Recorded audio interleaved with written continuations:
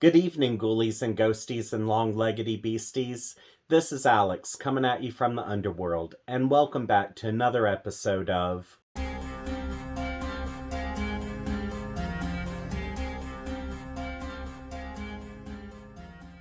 This weekend, I'm reviewing the cult classic Haunted by Chuck Palahniuk. And if you're unfamiliar with this title, I would like to give you a heads up that in the past, Haunted has been described as a novel of short stories that is horrific, grotesque, depressing, hilarious, and shocking. In other words, this is a disturbing book.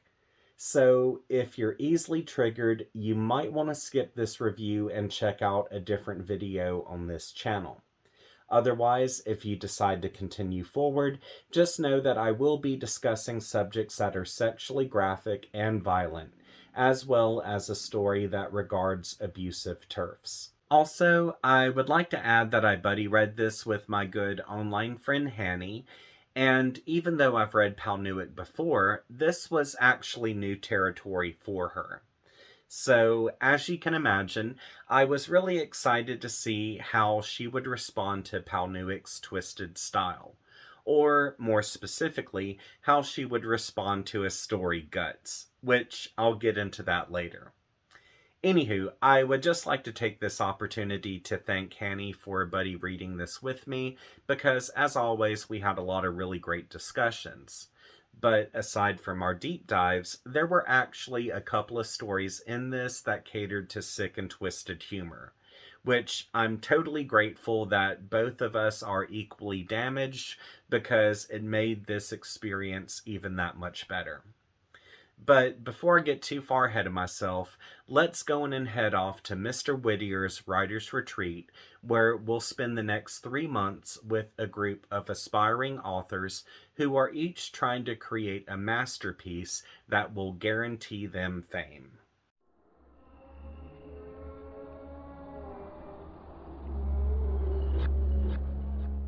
Haunted by Chuck Palahniuk opens up introducing 19 creators, all of which get suckered into attending this skeezy writer's retreat at an abandoned theater where they get trapped.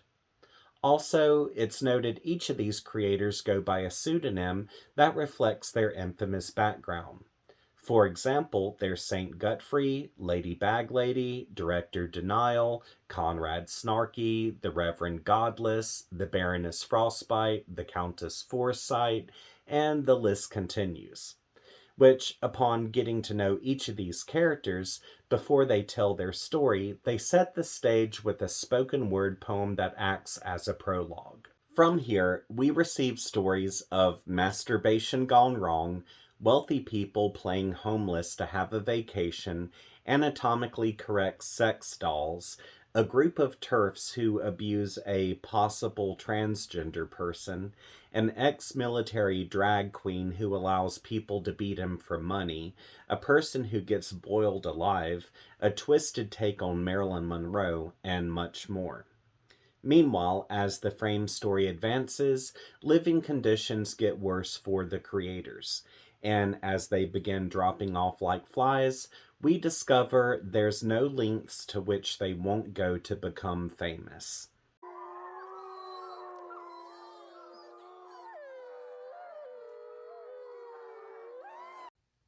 Haunted by Chuck Palahniuk was published in 2005 by Doubleday.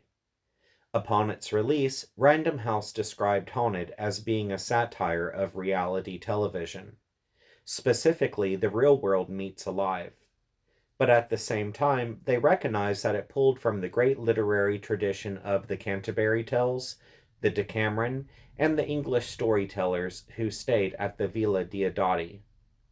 Also, they recognized the novel showcased a contemporary tale of people who were desperate that their story be told at any cost. In an interview with The Guardian, Palahniuk explained he likes to try to tell a story the way someone would tell a story in a bar, with the same kind of timing and pacing. And for a source of inspiration, he visits coffee shops where he listens to those around him.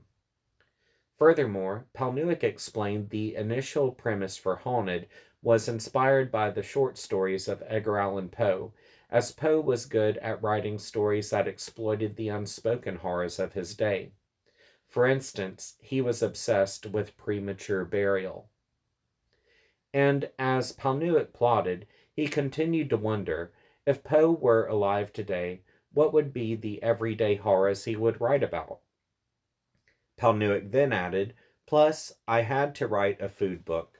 Every author has to eventually write a food book, and Haunted is about the horrible things we do with food other than eating it.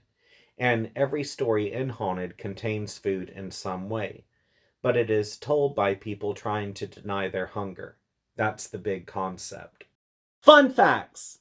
Overall, Haunted is primarily known for its infamous short story Guts. So, for that reason, here's some things you might not know about that nauseating tale. Guts was first published in Playboy magazine in 2004. Yet before its release, Palahniuk had read the story at book signings. And from 2003 to 2007, he collected a tally of 73 people who had fainted during his readings due to its shocking nature. In a letter to British booksellers, Palahniuk elaborated on the Guts effect by explaining the first time he read Guts, nobody fainted, and his initial goal was just to write some new form of horror story that was based in the ordinary world, without there being anything supernatural or magic. He also explained that the sexual acts portrayed in Guts were inspired by actual events that had been told to him by multiple people. And while these acts are too vulgar to appear in movies, Palahniuk explained to Random House, if you want the freedom to go anywhere, talk about anything, then write books. That's why I wrote Guts, a 3-act short story. Now that we have that covered, it's time to move on to the spoiler segment, which, if you haven't read this book before, I'm about to reveal some things that could ruin the experience for you. So if you would like to click away, all you have to do is scroll down to the comments and click on the timestamp that I've provided in the comment that's pinned at the top. Once you click on that timestamp, it will direct you away from the spoilers and bring you to the thoughts section. Now, you only have 17 seconds to do this. So, ready, set, go!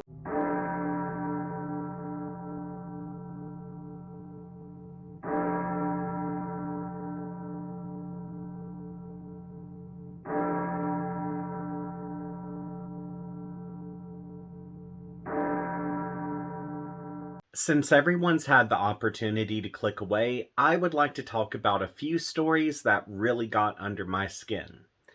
First up is a story that will prolapse the soul, and this is none other than Guts, which was told by the character Saint Gut-Free. And for those of you who are curious, the name is exactly as it sounds because this character has literally been freed from his own intestines. So, this wholesome little tale is about young boys and the mishaps they come across when they decide to experiment with different masturbation techniques. And after receiving a few different examples, we get introduced to the character named Saint Gutfrey, who, as a young boy, had decided to give pearl diving a shot. And for those of you who are blissfully ignorant to what pearl diving is, it's the concept of completely submersing yourself underwater while you masturbate, and once you orgasm, little pearls of sperm float up to the surface. Now, if you need a moment to pause this just to kind of compose yourself, feel free to do so. Well, upon St. Gutfrey deciding he wants to take a whack at pearl diving, he waits until his family is away so he can experiment. And once he's alone, he swims down to the bottom of their swimming pool where he plants his asshole directly on the suction drain, which this is so he can masturbate in place without floating away. Well, after he orgasms, he tries to resurface, but this is when he discovers that he's stuck to the spot. And since he's in desperate need of air, he kicks off from the bottom of the pool, where the drain disembowels him. But of course, the horror doesn't end here because his intestine is actually stuck in the drain and it's preventing him from getting his head above the water's surface. And this is when he realizes if he wants to get his head above water, he has to chew through that line of intestine that's hanging out of his ass. Which, of course, he does. Y'all, there are only a few things in life that actually shock me. But about 10 years ago, when a friend of mine suggested that I read Guts because it was a rite of passage, this was totally a story that caused my jaw to drop. And even to this day, whenever friends ask me for a recommendation because they're looking for something just a little different, Guts is totally at the top of the list. Not to mention, if you have a sick sense of humor like myself, you'll find that this story is equally horrifying and hilarious. But with shock value aside, I feel like this is a good cautionary tale that advocates for sex education, so those who might be a little bit more adventurous will know the do's and don'ts of self-gratification. And in a strange way, I've always felt like Guts was a good pro choice story due to St. Gutfrey's little sister having an abortion. Which this was necessary because she ended up swimming in the same pool where St. Gutfrey had had his accident and it had yet to be cleaned of his sperm. The next story that stood out to me was Slumming by Lady Baglady, also known as Miss Keys, which, as you can tell, this pseudonym combines poverty and wealth together. Now, this installment focuses on Mr. and Miss Keys, who are a wealthy couple that attend different charity events to hobnob. And upon leaving one frou-frou event, Miss Keys notices a couple of homeless people making out on a park bench. But before she walks away, she sees that one of these homeless people is actually her friend Inky, who's in charge of Vogue magazine. Then she notices the person Inky is making out with is actually the owner of an airline. Well, in so many words, Inky explains that they are in disguise and they're playing homeless so they can have a vacation from the burdens of being rich. Also, she believes that playing homeless is a window of misery that can enrich their lives. From here, Mr. and Miss Keys decide to take a note from Inky and play homeless as well. And to start with, everything goes to their favor. That is until one night, after they settle into an alley for sleep, they see someone kidnap the heiress of an oil tycoon. Following that crime, Mr. and Miss Keys decide to stop playing homeless for fear of what might come of them, and they decide to not get involved any further. Shortly thereafter, a murderer starts killing off the homeless population in that area out of hopes of eliminating the two witnesses who saw the abduction. Even though this story lacks shock value, the unique concept presented some fairly important commentary, which is probably why I like it so much.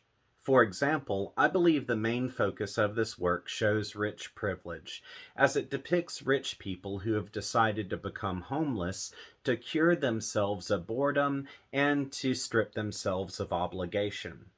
And at one point, the character Inky even explains that poverty is in, like it's a fad. Now, imagine being so privileged you have the opportunity to act homeless because you want to take a vacation. Meanwhile, as you're role playing as an individual that the rest of society has turned their back on, people in poverty don't have a choice in the matter. Instead, they just have to suffer with the hand that they're dealt. And I think one thing that really pisses me off about this story is it reminds me of something that my elitist cousin said to me, which his philosophy is if you want to be poor, live rich. If you want to be rich, live poor. And I can't get behind that philosophy because people who are in poverty do not have those privileges. Which, as you can imagine, I'm not close with that cousin. Otherwise, I believe slumming comments on how easily homeless issues are dismissed. For example, there's a scene when Inky explains homeless people can do whatever they want in public because everyone tries to ignore them. And while this might seem like it's a golden ticket to do whatever you want, It also makes me think that if you were a homeless person starving to death on the street, would a passerby continue walking without even batting an eye? Also, I believe the story comments on how there needs to be more benefits for those who are in poverty, which this is seen by how the shelters run out of space because the homeless people are trying to take shelter to avoid the killer at large, who, by the way, is getting away with murder because he isn't killing anyone who would be missed. And this also makes me consider that if there's not enough homeless shelters in your town or city for the homeless to take refuge, then there totally needs to be more locations. But on the other hand, it also makes me consider maybe the problem isn't the amount of shelters. Maybe the problem is society has turned their back on way too many people. Another story that got under my skin was Exodus by director Denial, whose name should be pretty obvious in regards to the denial part. However, the director part comes into play because she was in charge of doing social work at a police precinct. Now, this installment introduces a character named Cora, and it opens with the philosophy that people have a bad habit of turning people into objects and objects into people. And with that in mind, it notes that Cora does social work and she is also in charge of repairing these felt dolls that are used by children to show officers how they were sexually abused. Well, after having grown tired of repairing the same two felt dolls time and time again, Cora decides to replace them with something more durable. And after going online, she believes she has found a product that will be the answer to her problem. However, once her shipment arrives, she discovers that she's accidentally ordered two anatomically correct child sex dolls. From here, the police of her precinct check out the dolls to satisfy their own sexual deviance. And once she finds out what they're doing, she decides that she must do whatever it takes to prevent any future misconduct. Even though this was a fairly disturbing story, I did find humor in what happened to the officers after Cora put razor blades in the dolls. However, that was the only comedic relief this story provided, as Palahniuk created a fairly disturbing portrait of how dark human nature can be if given the chance.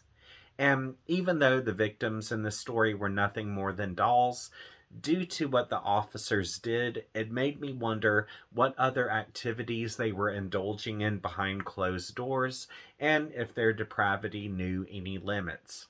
Which, I have to question this because when a person has a mean streak, their abuse rarely is ever limited to just inanimate objects. Aside from that, it was fairly depressing to see how emotionally attached Cora became to the dolls.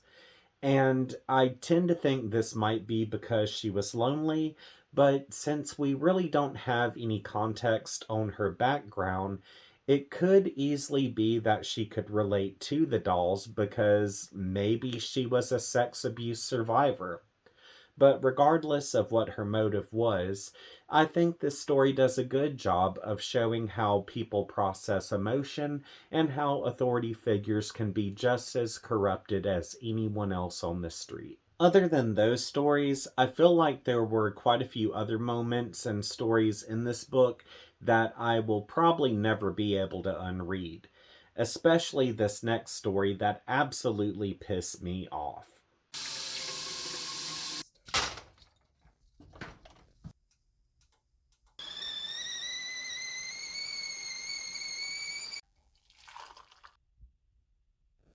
I would like to take this opportunity to bitch about the transphobic assholes in the story Speaking Bitterness by Conrad Snarky.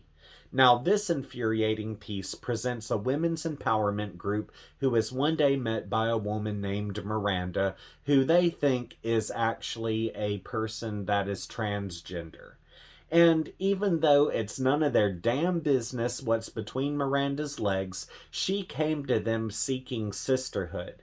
However, she's met by nothing but intolerance, and she's told that this is a women's empowerment group and men are not allowed. Then, as the story advances, this women's empowerment group strips her naked, humiliates her, and sexually assaults her. Then, after they're done, they tell her to leave and not come back. Which, it's at this point that they realize they have become the exact same thing that they have hated in men. Y'all, this story made my blood boil because there is nothing more I hate than discrimination. And the shit that goes down in this story is instigated by nothing more than a group of old hateful turfs who probably don't even love themselves to start with. Now, the thing is, it doesn't matter what body Miranda was born in, and it ain't nobody's damn business what's between her legs. The fact that she introduces herself as female is good enough. Furthermore, I would like to add that Miranda came to this group to gain empowerment. And I'm sure in time she would have also given empowerment. Because you know what? That's how these kind of groups work. You gain empowerment and you give empowerment. And in the long run, not only do you become a stronger individual, but you become a stronger group because you have gained allies. But no. Instead, these asshole turfs decide to limit themselves and just exact nothing but hate. And out of all of the stories in this book, this is the one where I had to put the book down and take a break because it was just so cruel. Haunted by Chuck Palahniuk was a roller coaster ride of disturbing stories. And even though I really did enjoy this book, I've noticed where other readers were dissatisfied with their experience. Now, in the past, I had a friend tell me the reason why he didn't vibe with Haunted was because the most visually disturbing story in this entire book was the first story that was told to us, which is none other than Guts. And after reading that, he said that his adrenaline was pumping, and he was hoping that each story would get progressively worse as far as visuals were concerned, and that wasn't the case. And granted, there are a few other stories in this book that are visually disturbing, but none of those hold a candle to Guts. And even with that said, there are quite a few other stories in this book, as well as the frame story, that are just overall psychologically disturbing. Out of the 23 stories, the ones that I found to be the most disturbing were the ones that were told by Saint Gutfrey, Lady Baglady, Director Denial, Conrad Snarky, Tess Clark, the Baroness Frostbite, the Matchmaker, and the Earl of Slander. On top of that, the wraparound story was fairly twisted, and the ending was probably one of the most WTF endings I've read in a long time.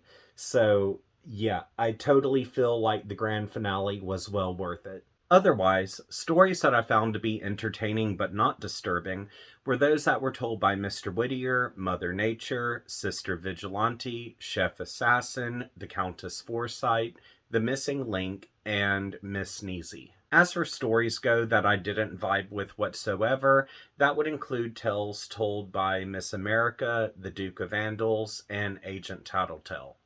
Which, as you can tell by the listing that I just gave, there were a lot more stories in this book that I found to be entertaining, enjoyable, or disturbing, versus those that I just didn't find interesting.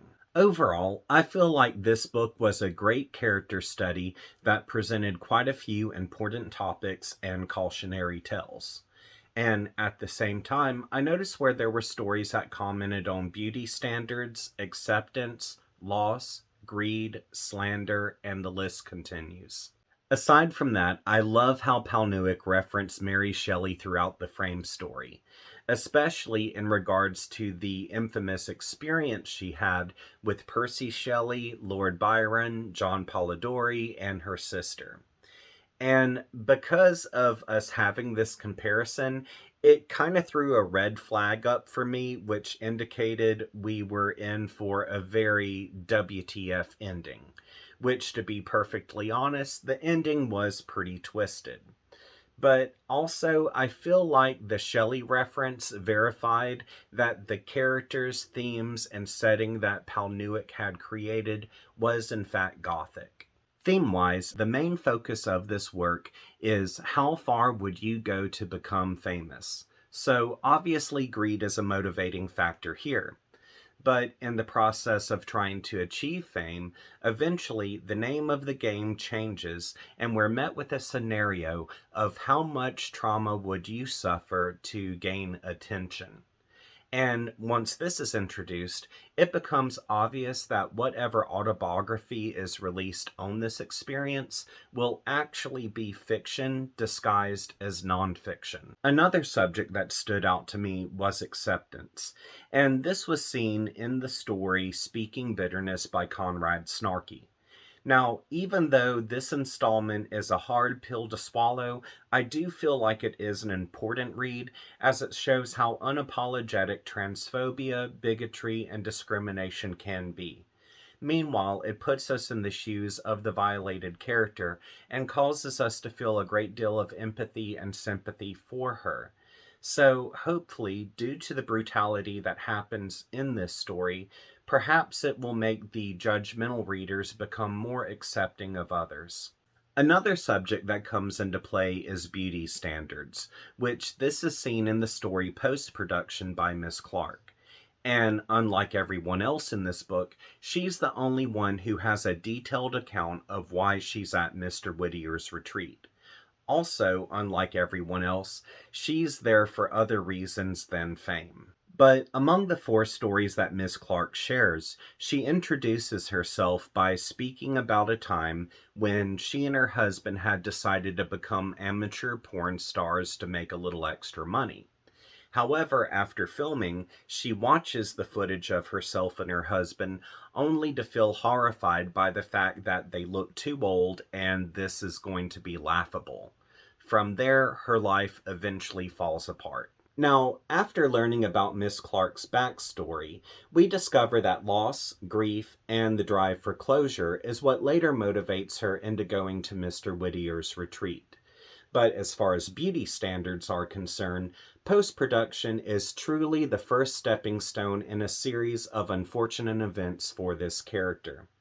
And as her story unfolds, we're presented with the idea that no matter how beautiful you might appear on the outside, your inner critic will always find flaws.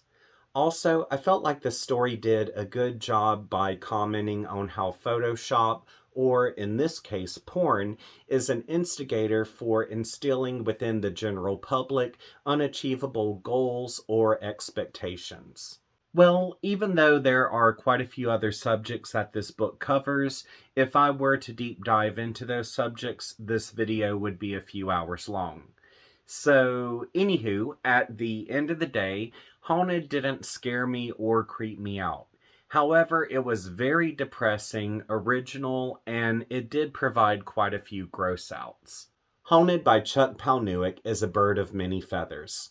For example, it's satire due to its concept, it's gothic due to its characters' theme and setting, it's transgressive fiction due to these characters becoming elevated by breaking out of their daily norms in unconventional ways, it's punk because it has no limits, it's perverted, it's a gross out, and it's psychologically disturbing. But at the end of the day, if you're looking for a book that progressively gets more disturbing the further you go, Haunted is probably not the book for you because nothing in its pages can compare to the amount of shock that the first story provides, which, in my opinion, as my good friend Selah told me years ago, that story is a rite of passage. Now, with that said, if you're okay with the author putting you on a roller coaster where the biggest drop is at the beginning and the ending provides a disturbing conclusion that you won't forget, then I do highly recommend Haunted. Well, now that we're at the end of this episode, I would like to thank these amazing people for contributing to my Patreon account. As you can tell, some of the names listed here are creators, so be sure to check out their work. And if you would like to contribute to my Patreon account as well, I have a link available in the description section of this episode, where for $5 a month, I'll give you a shout out at the end of my videos. And if there is a profession you would like for me to tie to your name, just let me know and I'll include that as well.